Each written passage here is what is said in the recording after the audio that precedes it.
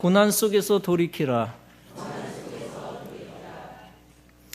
바둑의 황제라고 불렸던 조훈현이 있습니다.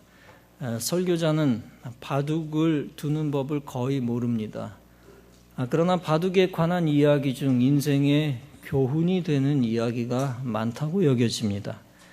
조훈현이 쓴 고수의 생각법에서 그는 복기를 강조했습니다. 복기는 바둑의 고수들이 대국을 한 후에 반드시 해야 하는 일이라는 것입니다. 내가 이렇게 두었더라면 이기지 않았을까? 이쪽으로 하면 상대방은 어떻게 반응했을까? 경기가 끝난 후 이긴 자와 진 자가 마주 앉아서 복기를 하는 것입니다.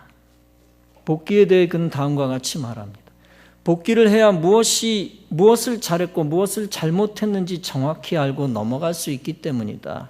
복기를 잘해두면 같은 실수를 되풀이하지 않을 수 있고 또 좋은 수를 더 깊이 연구하여 다음 대국에 활용할 수 있다.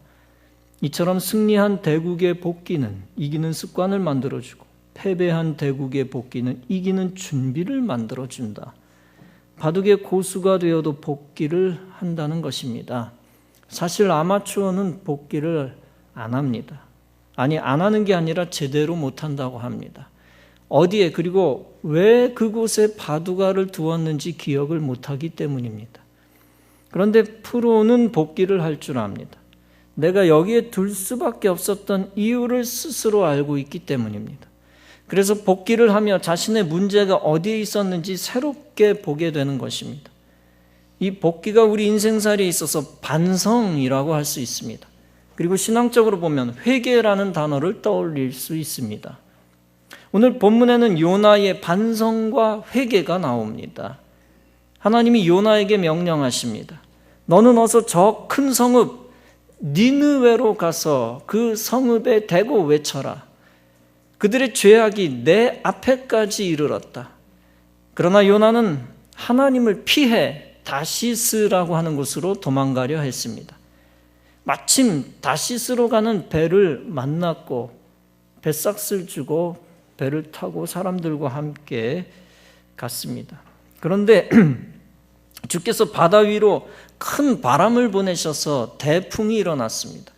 배가 거의 부서지게 되었습니다. 뱃사람들은 두려움에 사로잡혀 저마다 자신들의 신들을 향하여 부르짖습니다. 그들은 그들이 탄 배를 가볍게 하려고 짐을 배 밖으로 바다로 던져버립니다. 요나는 벌써부터 배 밑창으로 내려가 누워서 깊이 잠들어 있었습니다. 마침 선장이 그에게 와서 요나에게 소리를 칩니다. 당신은 무엇을 하고 있어? 잠을 자고 있더니 일어나서 당신의 신에게 기도하시오. 뱃사람들이 서로 말합니다. 우리가 어서 제비를 뽑아서 누구 때문에 이 재앙이 일어나게 되었는지 알아봅시다. 그들이 제비를 뽑으니 그 제비가 요나에게 떨어졌습니다. 그들이 요나에게 묻습니다. 우리에게 말하시오. 누구 때문에 이런 재앙이 우리에게 내렸소? 당신은 무엇을 하는 사람이며 어디에서 오는 길이요? 어느 나라 사람이요? 어느 백성이요? 요나가 그들에게 대답합니다. 나는 히브리 사람이요 하늘에 계신 주 하나님 바다와 육지를 지으신 그분을 섬기는 사람이요 사실 하나님이 가라는 곳을 거부하고 이 배를 탔소. 그러자 사람들이 겁에 질려서 소리칩니다. 어쩌자고 당신은 이런 일을 하였소? 우리가 당신에게 어떻게 해야 점점 심해지는 파도가 잔잔해지겠소? 그가 그들에게 답합니다. 나를 바다에 던지시오. 그러면 당신들 앞에 저 바다가 잔잔해질 것이오. 뱃사람들은 육지로 돌아가려고 노를 열심히 저었지만 파도가 점점 더 거세게 일어났습니다. 그들이 주를 부르면서 아뢰입니다. 주님 빕니다. 우리가 이 사람을 죽인다고 해서 주님이 우리를 죽이지 말아 주십시오. 주께서는 뜻하시는 대로 하시는 분이시니 우리에게 살인죄를 지우지 말아 주십시오. 그들이 요나를 들어 바다에 던집니다. 폭풍이 일던 바다가 잔잔해졌습니다. 사람들은 주를 두려워하여 희생제물을 바치고 주를 섬기기로 약속했습니다. 그때 하나님은 큰 물고기 한 마리를 마련하여 요나를 삼키게 합니다. 요나는 3일 밤낮으로 그 물고기 뱃속에서 지냈습니다. 본문에서 요나는 물고기 뱃속에서 주 하나님께 기도하면서 아뢰입니다. 내가 고통스러울 때 주께 불러 아뢰었더니 주께서 내게 응답하셨습니다. 주께서 나를 바다에 던지셨고 큰 물결이 나를 에워쌌습니다. 내가 주께 이렇게 아뢰었습니다. 주의 눈앞에서 쫓겨났어도 내가 반드시 주님 계신 성전을 다시 바라보겠나이다. 주께서 구덩이 속에서 내 생명을 건져주셨습니다. 내 목숨이 힘없이 꺼져갈 때에 내가 주님을 기억하였더니 나의 기도가 주님의 성전에까지 이르렀습니다. 헛된 우상을 섬기는 자들은 주께서 베풀어 주신 은혜를 저버립니다. 그러나 나는 감사의 노래를 부르며 주께 희생제물을 바치겠습니다. 서원한 것은 무엇이든 지키겠습니다. 구원은 오직 주님에게서만 옵니다.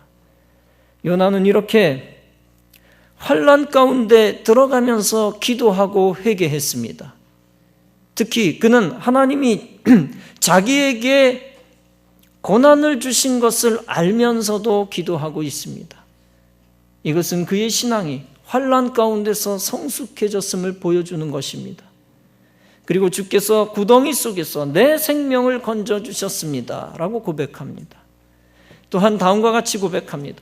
내 목숨이 힘없이 꺼져갈 때에 내가 주님을 기억하였습니다. 그랬더니 나의 기도가 주님의 성전에까지 이르렀습니다. 즉 죽음의 위기 속에서 탈진할 때 하나님을 기억하며 하나님을 더욱 생각하는 계기로 삼았다는 것입니다. 그러면서 하나님만이 죽음에서 자기를 건져주실 구원자라는 사실을 믿고 있습니다. 그리고 새결심하고 있습니다. 내가 다시 주의 성전을 바라보겠나이다. 나는 감사의 노래를 부르며 주께 희생제물을 바치겠습니다. 서원한 것은 무엇이든 지키겠습니다. 이러한 요나의 반성과 회개를 보시고 하나님은 물고기로부터 요나를 구해내십니다. 구출받은 요나는 니느웨 성으로 가서 회개를 촉구합니다. 결국 니느웨 사람들은 회개합니다. 니느웨는 둘러보는 데만도 3일길이나 되는 아주 큰 성읍입니다. 파인베르크라는 성경학자는 니느웨 성의 인구를 60만 명으로 보고 있습니다. 관악구 인구보다 많은 숫자죠. 고대 사회에서는 초대형 도시라고 말할 수 있습니다. 요나는 그 성읍으로 가서 하룻길을 걸으며 큰 소리로 외칩니다. 40일만 지나면 니느웨가 무너진다. 그런데 놀라운 일이 벌어집니다. 니느웨 백성들이 하나님께서 전달한 말을 믿고 신속하게 회개합니다. 그들이 금식을 선포합니다. 그리고 그들 가운데 가장 높은 사람부터 가장 낮은 사람까지 모두 굵은 베옷을 입습니다. 니느웨 왕도 의자에서 일어나 걸치고 있던 옷을 벗습니다. 그리고 굵은 베옷을 입고 잿더미에 앉았고 백성들에게 선포합니다. 사람이든 짐승이든 누구든 음식을 먹어서는 안 된다. 모두 굵은 베옷만 걸치고 하나님께 힘껏 부르짖어라. 저마다 자기가 가던 나쁜 길에서 돌이키고 힘이 있다고 휘두르던 폭력을 그쳐라. 하나님께서 마음을 돌리고 노여움을 푸실지 누가 아느냐. 그러면 우리가 멸망하지 않을 수도 있다. 하나님께서는 그들이 뉘우치고 나쁜 길에서 돌이키는 것을 보셨습니다. 그리고 뜻을 돌이켜 그들에게 내리시겠다는 재앙을 내리지 아니하셨습니다. 결국 하나님은 회개한 니느웨 사람들을 구원하여 주신 것입니다. 우리는 하나님이 이루어 주시는 구원, 그 구원의 필수적인 전 단계가 회개라는 사실을 알 수 있습니다. 반성하고 하나님께 회개할 때 하나님이 무조건 구원하신다는 사실입니다. 첫째는 물고기 뱃속에서 반성하고 회개한 요나를 먼저 구하셨습니다. 둘째는 구출받은 요나를 통하여 전해진 하나님의 말씀을 듣고 회개한 니느웨 백성을 건져주셨습니다. 요나의 이야기를 통해서 우리가 알 수 있는 것이 있습니다. 하나님의 뜻과 반대로 나갈 때 우리는 깊은 고난에 빠질 수 있다는 것입니다. 물론 의로운 고난도 있습니다. 주님의 말씀을 지키다가 세상적인 불이익을 당하며 경제적 고난을 당할 수도 있습니다. 거짓말하지 않고 정직하게 직장 생활하다가 오히려 비난받고 쫓겨날 수도 있습니다. 그것은 의를 위해 핍박을 당하는 것으로서 하나님이 기뻐하시는 고난입니다. 그러나 한편 하나님의 말씀에 불순종하다가 당하는 고난이 있습니다. 신앙생활을 잘해야 하는데 신앙생활을 게을리하다가 형벌을 받을 때가 있습니다. 하나님이 특별한 사명을 각 사람들에게 주셨습니다. 그런데 그 사명을 무시하고 세상적으로 살다가 하나님으로부터 매를 맞는 경우가 있습니다. 자녀들을 신앙적으로 이끌어 주어야 하는데 자녀들을 세상적으로 방치하고 세상을 위해 살게 놔두었습니다. 그래서 하는 일이 막히고 손해보고 위기 가운데 빠지는 경우가 있습니다. 물론 의로 인한 고난 또 죄로 인한 고난, 이것을 정확하게 분별해 내기란 쉽지가 않습니다. 분별해 낼 능력이 우리 가운데 없습니다. 그러나 기왕 고난받고 있을 때 기왕이면 나의 불순종에 대하여 묵상해 볼 필요가 있습니다. 나에게 비록 의로운 것이 있다 할지라도 무조건 나의 허물에 대해 묵상하고 반성하면 유익입니다. 그것이 더 큰 칭찬과 축복과 사명을 받는 길입니다. 죄로부터 구원받은 성도는 항상 여전히 죄로 인한 고난이 존재한다는 사실을 인정해야 합니다. 부모에게 불효하여 당하는 고난이 있습니다. 11조를 온전히 드리지 않고 갑절로 손해보는 고난이 있습니다. 교회의 질서를 무시했다가 지위가 몰락하거나 사람들에게 배신을 당하는 경우도 있습니다. 하나님이 저 사람을 전도하라고 명령을 하셨는데 마음의 소원을 주셨는데 전도하지 않고 무시합니다. 그러다가 자신의 영혼과 육체가 병들어 영육간의 고통을 당하기도 합니다.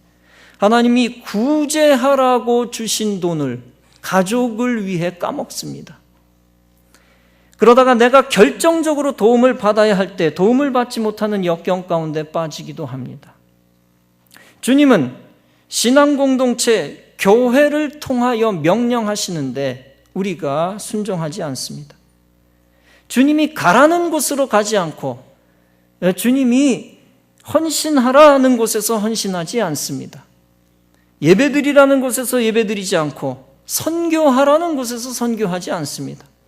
그러다가 믿음이 추락하여 영적으로 마귀의 밥이 되어 마귀에게 시달리며 삽니다. 그때 빨리 깨닫고 돌이켜야 합니다. 그래야 불순종으로 인한 고통을 속히 청산할 수 있고 구출받게 되고 구원받게 되는 것입니다. 여러분, 주님이 가라는 곳으로 가지 않으면 요나처럼 깊은 시련 속에 들어갑니다. 빨리 돌이켜 자신을 돌아보고 회개하지 않으면 영원히 바다밑 속에서 멸망하듯 멸망합니다. 지난주에 이슬람 국가 IS와 관련된 기사가 떴습니다. 중동 소식통은 이렇게 말합니다. 지난 24일 미국과 요르단 연합군이 시리아 북부의 IS의 근거지 라카 일대에 대한 대규모 공습으로 IS 분판에 김군이 몸담고 있는 외국인 부대원 200명 중 80여 명 이상이 사망했다. 이에 따라 김군도 사망했을 가능성이 무척 높은 것으로 보인다. IS는 이슬람 국가, 이슬람 스테이트를 줄여서 한 말인데 국가가 정식 국가가 아닌데 국가 행세를 하는 것이죠. 광범위한 지역에 펼쳐져서 사망 후 24시간 이내에 매장을 하는 중동 풍습으로 인해 시신을 확인하기란 사실상 불가능하다. 외국인 부대원 상당수가 희생된 것은 사실인 것 같다. 여러분, 김군이 누구입니까? 몇 달 전 IS 테러 집단에 의해 속아 포섭되어 가출하여 시리아로 들어간 한국 학생입니다. 김 군은 지난 1월 8일 펜팔 친구를 만난다며 부모의 만류를 뿌리치고 터키로 출국했습니다. 그 후 시리아 접경 지역인 터키 길리스에서 실종됐습니다. 이후 김 군이 IS에 가담했다는 현지 보도가 드디어 나왔습니다. IS의 외인 부대는 영국, 독일 등 유럽과 김 군과 중국인 등 상당수 동양인이 포함된 것으로 알려졌습니다. 외인 부대는 라카 인근의 시리아 북부 사막지대에서 훈련을 받아온 것으로 전해졌습니다. 여러분, 김 군이 잘못한 것이 무엇입니까? 비신앙적이고 부도덕한 테러 집단 IS로 기어 들어간 것입니다. 절대 가지 말아야 할 곳에 갔다가 멸망하게 된 것입니다. 여러분, 이처럼 성도는, 하나님의 자녀는 잊지 말아야 할 곳에 있어서는 안 됩니다. 주일 예배 시간에 교회 밖에 있어서는 안 됩니다. 그곳이 산이든 술집이든 들이든 자기 집이든 사업장이든 어디든 있어서는 안 됩니다. 성도는 세상 사람들과 죄 짓는 자리에 함께 있어서는 안 됩니다.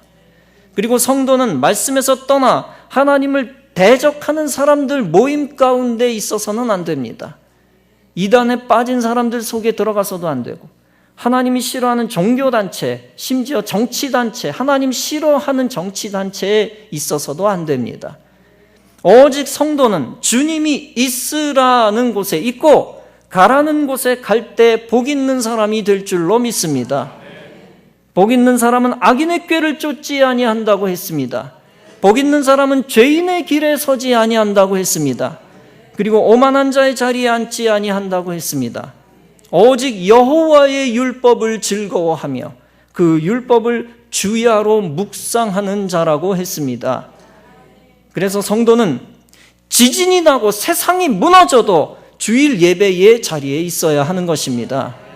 성도는 전도하는 전도팀 안에 있어야 하고 선교회와 선교팀 안에 있어야 합니다.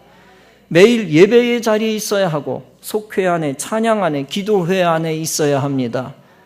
그리고 주님이 보내시는 곳에서 봉사하러 가야 하고 주님이 보내시는 곳에 선교하러 가야 합니다.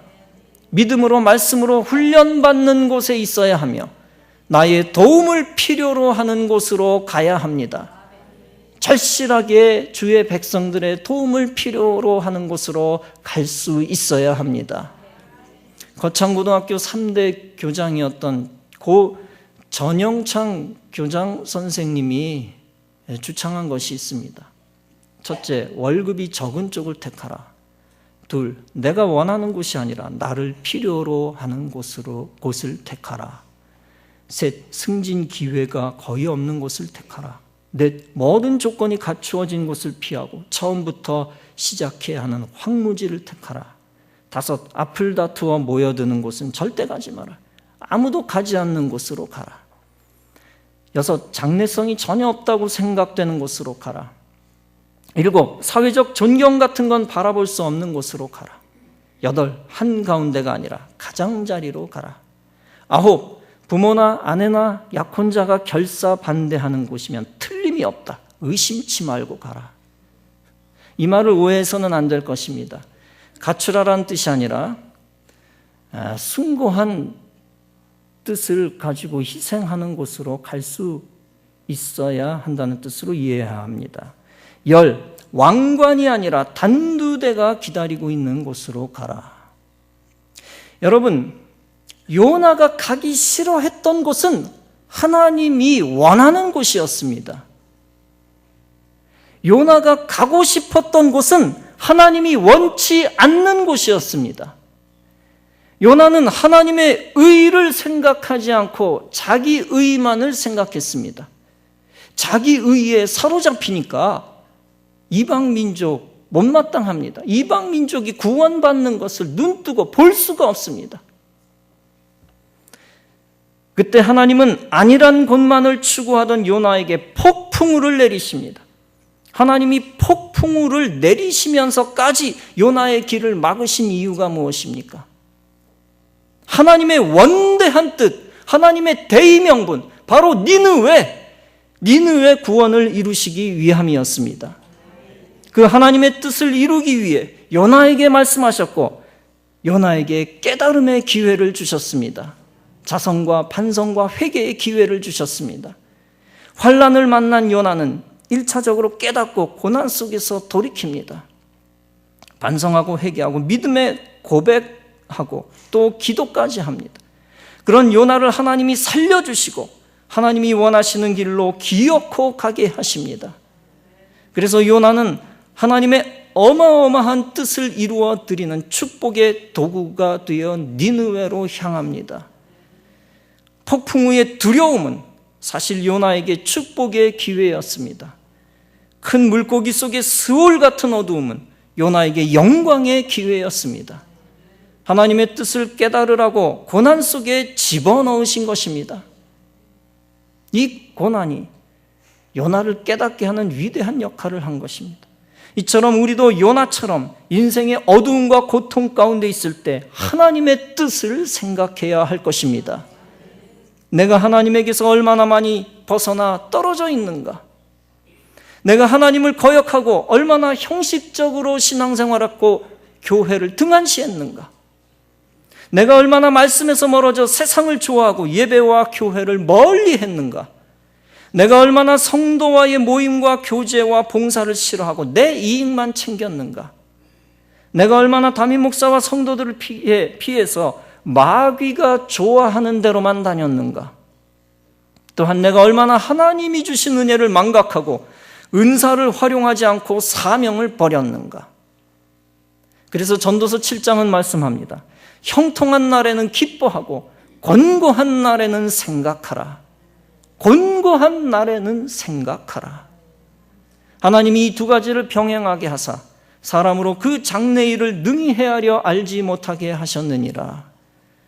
여러분, 곤고한 날에는 하나님의 뜻을 생각하는 지혜가 열려지기를 주님의 이름으로 축원합니다.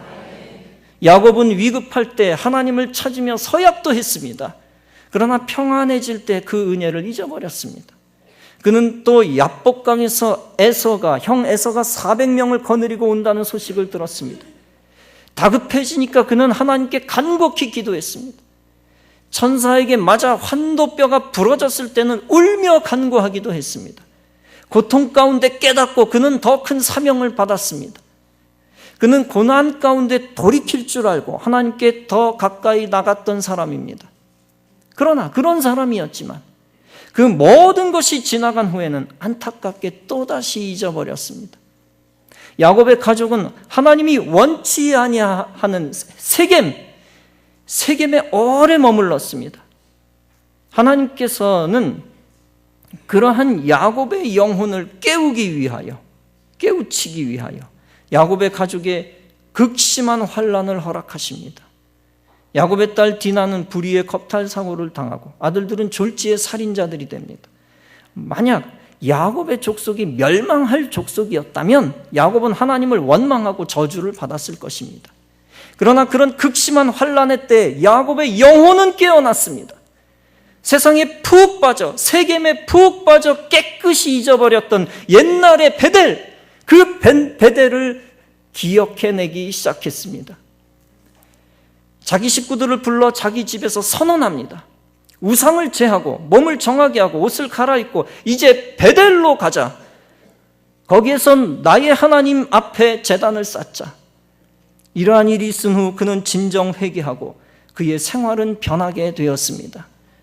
그리고 하나님이 계획하신 축복의 사람으로 완성되어 갔습니다. 사실 요나도 야곱처럼 뒤에 또다시 하나님께 반항하는 모습이 나옵니다.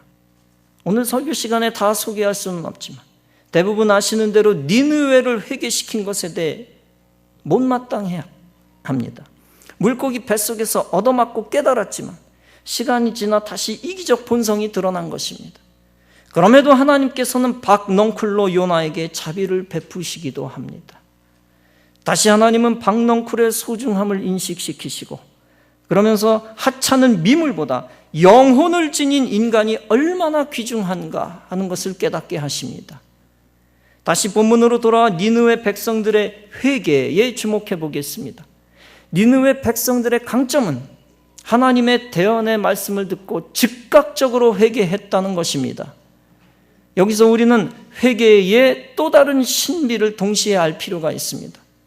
내가 나의 힘으로, 스스로 자신만의 힘으로 회개했다고 자만해서는 안 됩니다. 내가 회개를 자유의지를 가지고 선택했다고 생각해서는 안 됩니다. 내가 회개한 거야, 이게 아닙니다. 궁극적으로는 하나님이 사랑하시고 회개의 영을 부어주셔야 회개하게 된다는 사실입니다. 회개는 하나님 편에서 인간에게 주시는 영적인 선물이라는 사실입니다.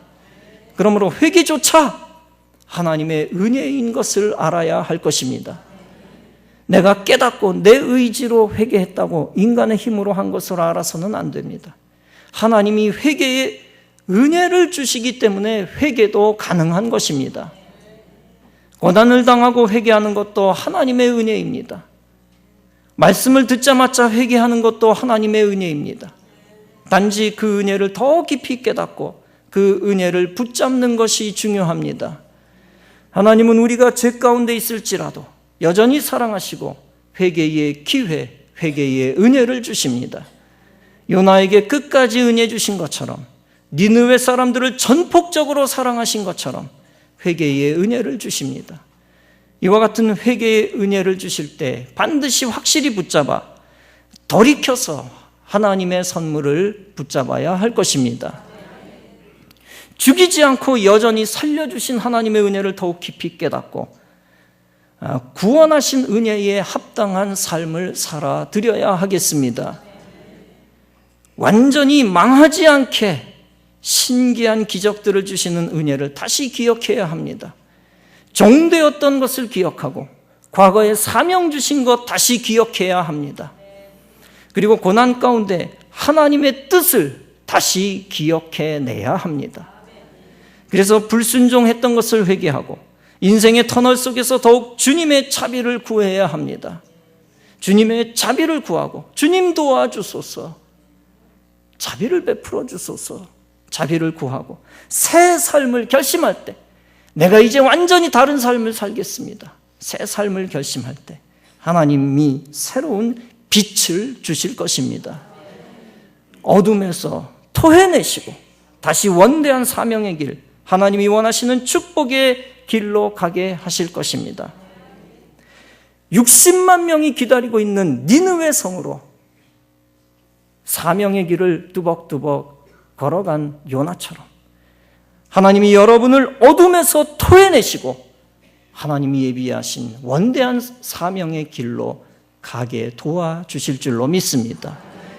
확실히 깨닫고 그 길을 또다시 순종하며 나아갈 때 하나님은 여러분을 통하여 위대한 일을 이루실 것입니다. 그리고 그 일을 이루어 나가는 여러분의 장래를 축복의 사건으로 채워주실 것입니다. 기이한 일들을 예비하시고 깨닫게 하시고 축복의 선물을 주실 것을 기대하며 항상 주님의 명령에 따라 사시기를 바랍니다. 주님의 말씀 따라 주 안에 거하며 주님이 지시한 길로 가는 축복의 성도 여러분 다 되어지시기를 주님의 이름으로 축원합니다.